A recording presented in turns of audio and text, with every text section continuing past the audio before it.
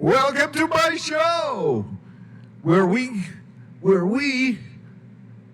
go after idiots, jerks, dummies, morons, and weirdos of the political right, because we all know they suck. They suck really bad, and we're gonna give you tribute to Ozzy. Okay? Okay, here we go. Oh yeah. All right.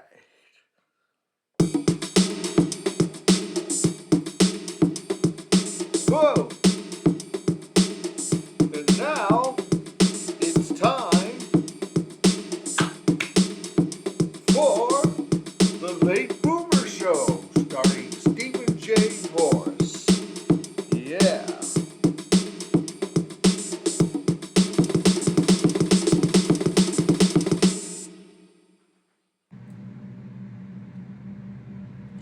Hi, it is me. This is for thee.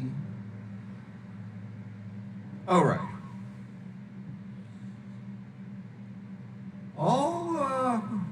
I had an aunt. Her name was Aunt Norma, and we used to talk on the phone a lot. And I asked her, well, how you doing? She says, well, I'm depressed. I said, why? And she was about my age, maybe a little older. She says, all my friends are dying. There's nobody left. And that's the problem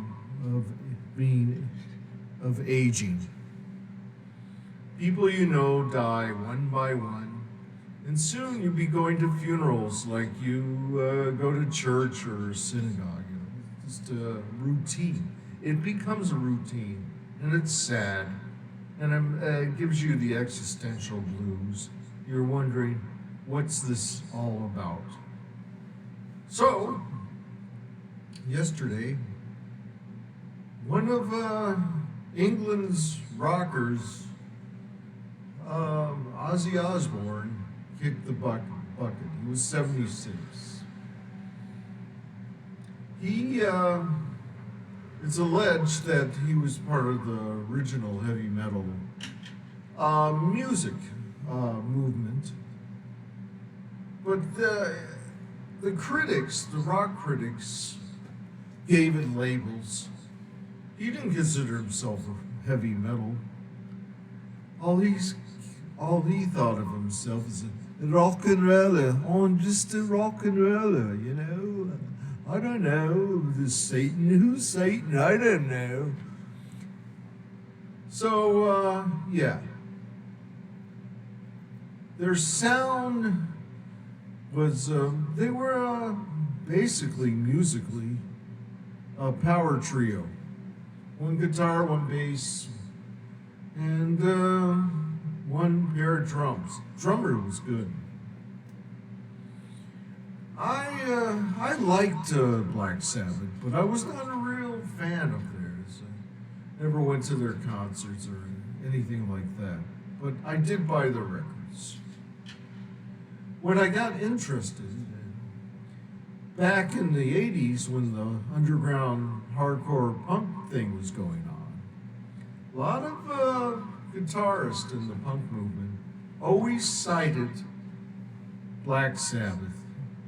Matter of fact, Black Flag did a lot of Black Sabbath-esque tunes, the grunge, the slow dirge, and why the singer screams, and agony. So I went back to investigate, and sure enough, that's where it came from. It came from Black Sabbath. Now, he was, Ozzy was the scapegoat of the fundamentalist Christians, the evangelicals. It was labeled the Great Satanic Panic. He got sued by a kid, the parents of a kid who committed suicide because of the song Suicide Solution that they did. And It went to court. I don't remember what the result of that was. But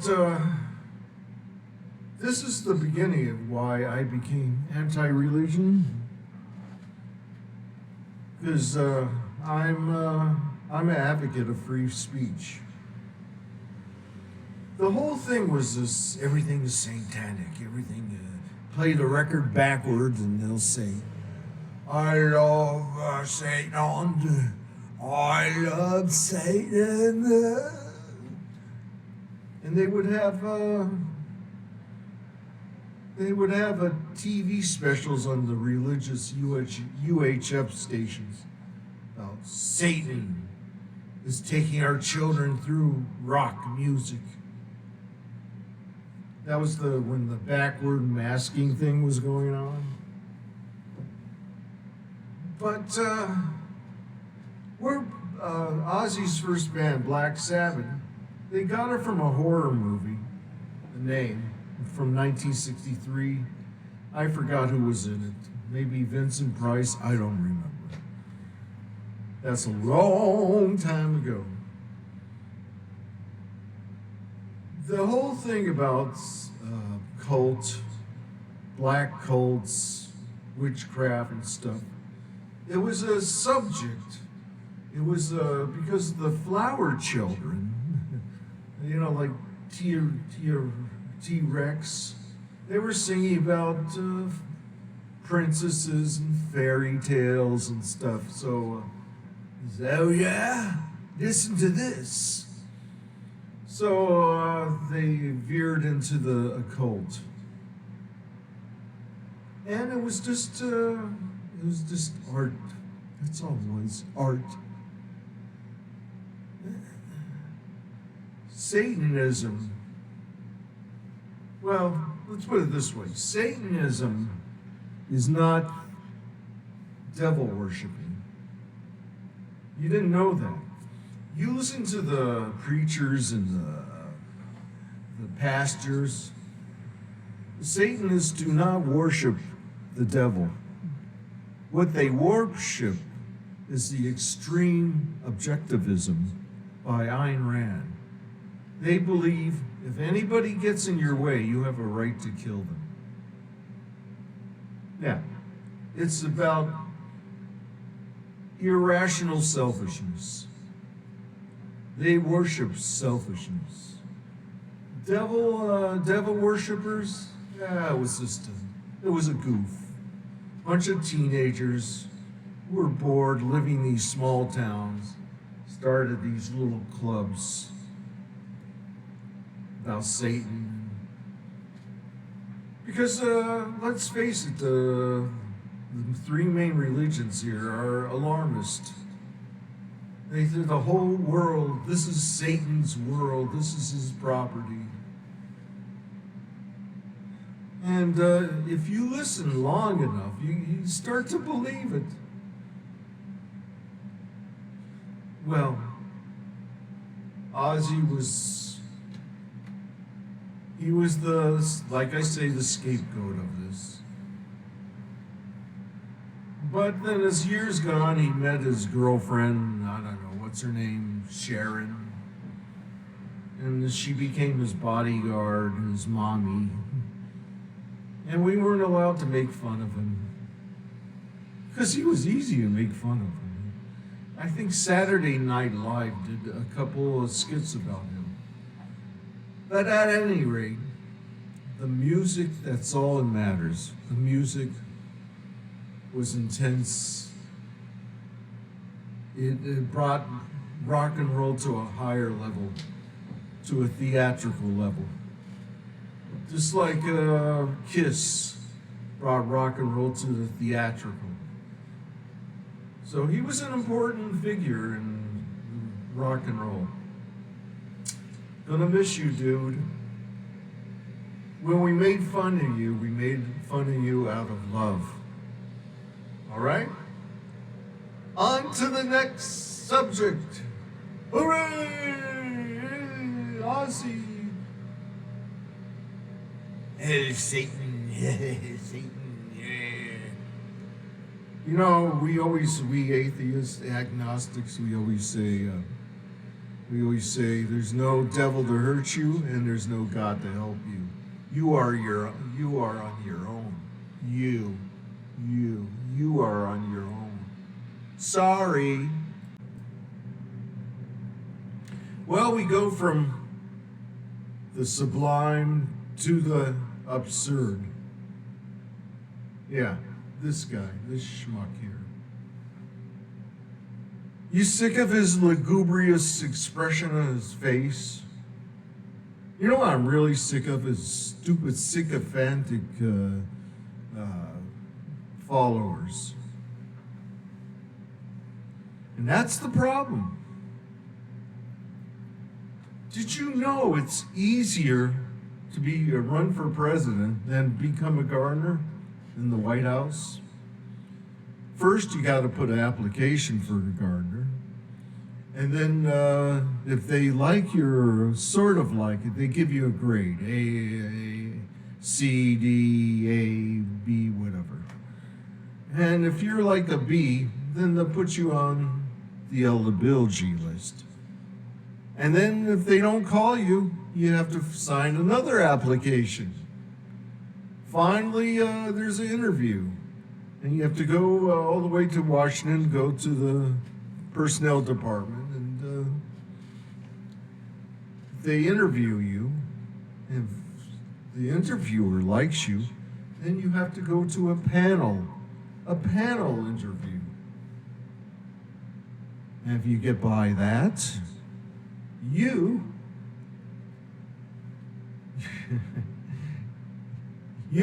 have to take a test, a written test. If you pass that, then you have to take a physical test. That means you have to go on the tractor and show how able you are to run the tractor, and what the steps you need to do when you run a lawnmower. And if you pass that, then comes the top 10 list. This all takes about 2 years. So all these little right-wingers say, "Oh, civil servant, they get a job and you can't fire them." That is horseshit. If you pull down your pants and take a dump in front of the president, you'll be out of there quick. All right? But all this,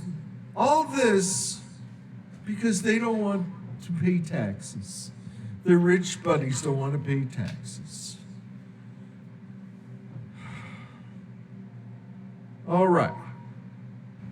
The phone is ringing. I gotta get it. Okay, where are we? Wrong number. Okay. So how will this Trump saga end? Now, you got to keep in mind, he's a narcissist. Narcissists never are self-critical. They have self-love. So they would do nothing to hurt themselves. So he would never commit suicide. He will never resign. All right? And the government, he has civil service protection too. They have to go through a whole process to fire him. It's called impeachment. So that's not going to happen. He's not going to commit suicide because he's in love with himself. He would never do that to himself. But if all comes to a point, he might fake illness. They might make it exaggerate. If you notice his press secretary, they always A narcissist wants to appear to everybody that they're a big, strong man. Yeah, look at me, I'm macho. So, every time he has a examination, he's in perfect condition. And a matter of fact, he writes the script for the press secretary to say in the news conference. She goes, "The president, he's the good health. Matter of fact, the doctor said he has a body like a 20-year-old. The president is strong, and he's going to protect our country because the American people are in love with our president. He's in perfect health. He's strong. He could beat up any man. He has a big penis. All the women want to be with him, and all the men want to be like him." And so that's what you get. So he might fake a kidnap,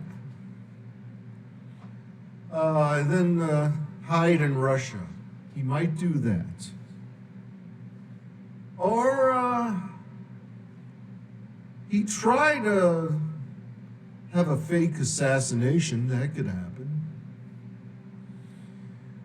But or he could just disappear and somebody leave a kidnap. Nobody will know where he is. So he'll become a martyr. But this Epstein file thing, nothing's gonna happen. Unless they have a movie of him having sex with a 12-year-old girl, then that might happen. Oh, God. We're going to be stuck with him for 3.5 years. My God. Or there's the possibility of natural causes. He might die of illness, a massive heart attack. He keeps eating those McDonald's, he's going to get a fatal heart attack. His arteries are going to get clogged. Now, those cankles, that's from a heart condition. But let's hope the end is near, because I'm sick of him, and I know you're sick of him too. So that's it.